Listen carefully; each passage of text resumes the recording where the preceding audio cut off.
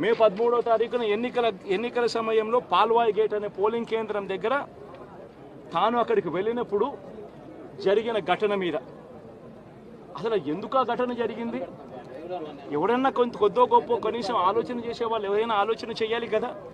అక్కడ ఉన్న ఎస్సీలను ఆ గ్రామంలో ఉన్న సామాజిక వర్గం వాళ్ళు గ్రామంలో ఉన్న బూతులు లేకపోయి ఓట్లు వేసే పరిస్థితి లేకుండా ఉన్నప్పుడు ఎమ్మెల్యే అక్కడికి ఆ గ్రామానికి వెళ్ళినప్పుడు ఎమ్మెల్యే ఆ పరిస్థితిని చూసి ఎస్పీకి 4 సార్లు 5 సార్లు 10 సార్లు ఫోన్ చేసినా కూడా ఎస్పీ రాని పరిస్థితిలో ఉన్నప్పుడు కనీసం సిఐని ఎస్ఐని కూడా పంపించిన పరిస్థితిలో ఉన్నప్పుడు అటువంటి బూతులో సెన్సిటివ్ బూతులో కేవలం ఒకే ఒక్క హోంగార్డును పెట్టి బూతులు నడుపుతా ఉన్నారు. అటువంటి పరిస్థితిలో అన్యాయం జరుగుతూ ఉందని చెప్పడం కోసం, అన్యాయం జరుగుతూ ఉన్న వాళ్ళ పక్షాన్ని నిలబడడం కోసం ఎమ్మెల్యే లోపలికి పోయి ఈవీఎంను పగలగొట్టే కార్యక్రమం జరిగింది. ఎందుకు ఈవీఎంలో నిజంగానే ఎమ్మెల్యేనే రిగ్గింగ్ చేసుకుంటా ఉంటే ఎమ్మెల్యేకి అక్కడ నిజంగానే ఎమ్మెల్యే పరిస్థితి అంత బాగుండింటే ఎందుకు ఎమ్మెల్యే ఈవీఎం పక్కన కొడతాడు? అక్కడ పరిస్థితి బాగలేదనే కదా, అన్యాయం చేస్తూ ఉన్నారనే కదా.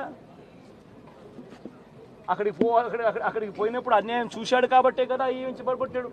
ఆ ఈవీఎం ఏదైతే పగలగొట్టిన కేసులు ఏదవుతుందో తనకు బెయిల్ వచ్చింది. ఈరోజు తాను బెయిల్ అక్కడ లోపల ఉన్నది ఈవీఎం పగలగొట్టిన కేసులో కాదు, తను లోపల ఉన్నది ఈవీఎం పగలగొట్టిన కేసులో అన్యాయం జరిగింది అని చెప్పి అన్యాయం జరుగుతూ ఉన్న పరిస్థితిలో ఎమ్మెల్యే అక్కడికి పోయి అడ్డుకునే కార్యక్రమంలో జరిగింది అని చెప్పి కోర్టులు కూడా గుర్తించాయి కాబట్టి తనకు బెయిల్ వచ్చింది. కానీ మళ్ళీ ఆ తర్వాత ఏం జరిగింది? ఆ ఇన్సిడెంట్ జరిగిన 10 రోజుల తర్వాత ఆ ఇన్సిడెంట్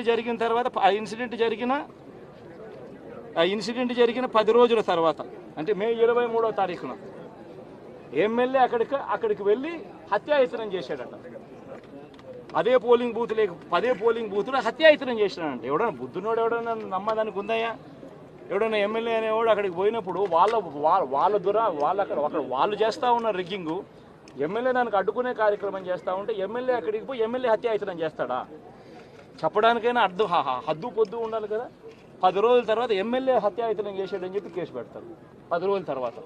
ఇప్పుడు నిజంగానే అటువంటి ఇన్సిడెంట్ జరిగిందంటే సిట్టు 17వ తారీఖు నుంచి మే 17వ తారీఖు నుంచి 20వ తారీఖు లోపల మధ్యలో ఇచ్చిన రిపోర్ట్లో ఆ సిట్లో అది చెప్పాలి కదా, ఇది జరిగింది, ఎమ్మెల్యే అనే వ్యక్తి హత్యాయత్నం చేసే కార్యక్రమం చేశాడు అని చెప్పి రావాలి కదా. మరి ఎందుకు సిట్ రిపోర్ట్లో రాలేదు?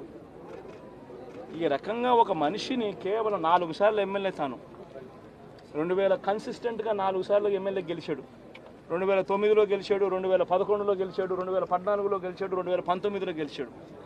ఒక మనిషి కన్సిస్టెంట్గా 4 సార్లు ఎమ్మెల్యేగా గెలుస్తూ వస్తున్నాడు అని అంటే ఆ మనిషి మంచోడు కాబట్టే గెలుస్తూ వచ్చాడు, ఆ మనిషి మంచోడు కాబట్టే ప్రజలు ఆశీర్వదిస్తూ వచ్చారు. అటువంటి వ్యక్తిని తీసుకొని వచ్చి తప్పుడు కేసులలో ఈ మాదిరిగా బిగించడం ఎంత మటుకు ధర్మం?